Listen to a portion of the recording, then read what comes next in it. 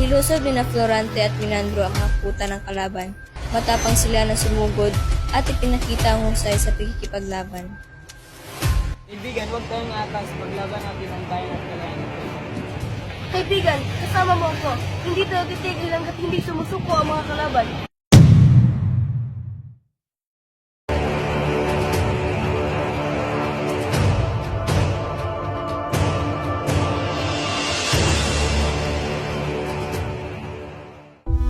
Nasaksihan ni General Osmalik ang galing sa pagkikidigma ni na Florante.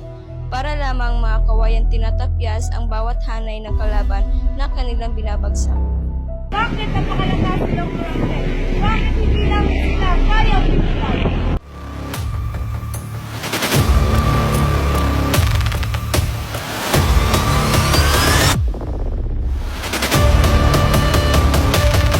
Nagtagal ng 5 oras ang labanan hanggang sa tuluyang sumuko ang mga kaaway. Pumasok ang hukbo ni na Florante sa syudad at hinabol ang mga tumatakas na kalaban habang inaagaw ang kanilang mga kampo.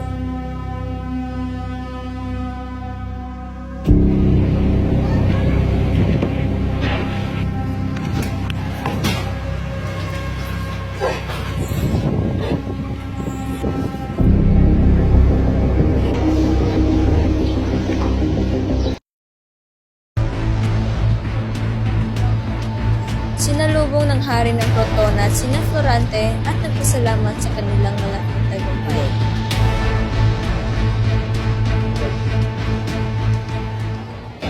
Florante, ikaw ang nagkita sa aming karian. Malaki ang utang na loob namin sa iyo.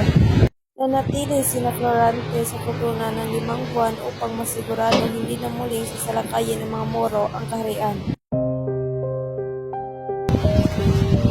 Panahon na para bumalik sa Albania. Nais ko nang makita muli ang ating minahal na si Laura. Ngunit pagdating nila sa Albania, laking gulat ni Florante na makita ang bandila ng mga Moro na nakawagayway sa kaharian. Ano ito? Mga kawal, maghanda kayo. Kailangan natin pagtanggol ng Albania.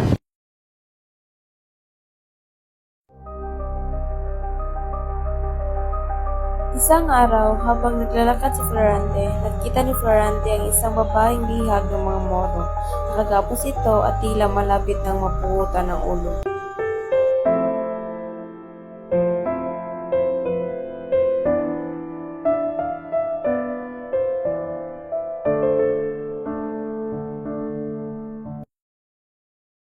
Nada ang espada!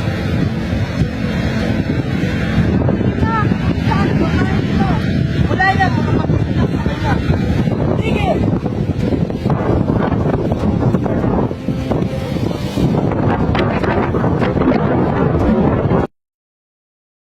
Hindi ko kaya ng bala. Sino ka ba? O si Florante at pagtatanggol ko ang ito. Dapat na tayo dito dahil malakas ang madalipa. Si Rito, huwag kang matakot. Ikaw ay ligtas na. Florante, ako ito, si Laura. Laura, ikaw pa na. Hindi ko hayang may mangyaring masama sa iyo. Sinilag ako dahil tumutol ako sa isang balak ni Aras. Hindi pwede ito. Kailangan natin iligtas sa kanila.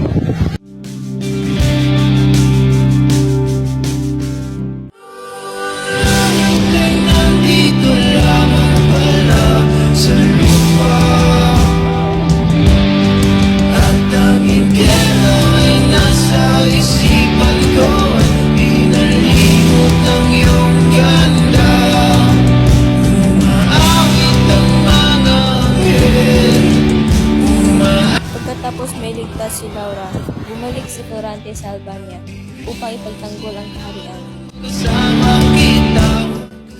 Nabawi ni Florante ang kaharian ng Albania. Siya ay itinanghal na bayani at pinalaya ang mga bihag, kabilang sina Haring Mincio at Duque Visito. Florante, ikaw ang tunang na bayani ng Albania. Ipinagmamalaki kita, alam. Salamat Florante, dahil siyang tatawag muli tayo ng tulo. Ang lahat na ito ay ginawa ko para sa ating kaharian at para sa iyo.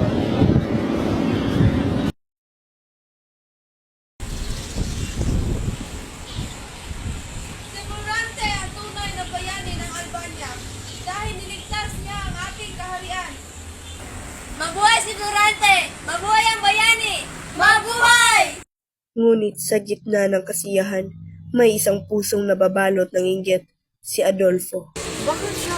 Bakit si Florante ang pinupuri? Ako ang nararapat sa karangalan niya. Lalong tumindi ang galit ni Adolfo nang ipahayag ang isang mahalagang balita. Pinapahayag ko, ang kasal ni na Florante at Laura ay magaganap na at si Florante ang aking itatalaga bilang susunod na hari. Hindi ko ito matatanggap. Si Laura, ang korona, lahat ay inaagaw niya sa akin. Sa puso ni Adolfo ay namuno ang matinding inggit at poot. Ang galit na ito ay nagsimula pa noong sila ay mag-aaral pa lamang sa Atenas. Hindi ako papayag na siya ang maghari. Gagawa ako ng paraan kahit anong mangyari. At dahil sa kanyang inggit, nagplano si Adolfo ng masamang balak laban kay Florante at sa kaharian ng Albania.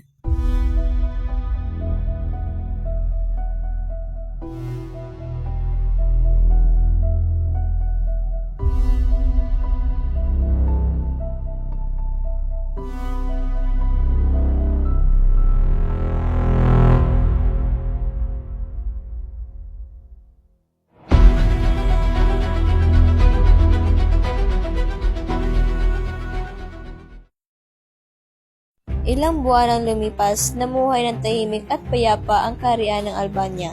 Ngunit ang katahimikan ay muling nabasag nang magbanta ang digmaan.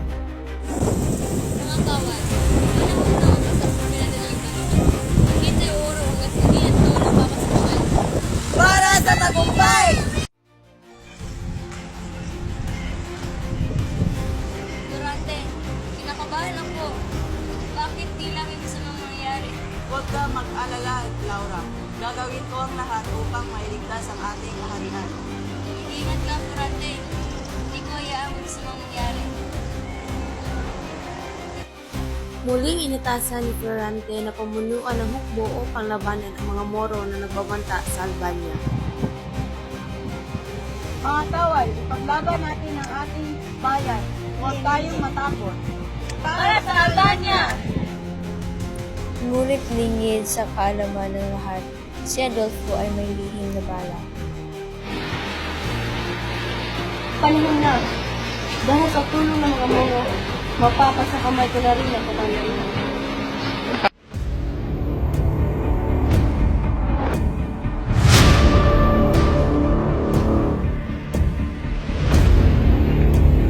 Hindi ka magtatagumpay. Maglalaban mo ang Albania. Hindi mo tapos ang laban!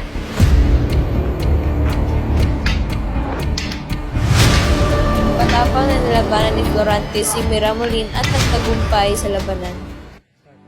Sana bagligtas ka, Durante. Kaibigan, huwag tayong atras. Paglaban natin ang bayan at kalayan ng Pilipinas. Binuyag ako dahil tumutula. Hindi ko hayang may mangyari ko sa masaya.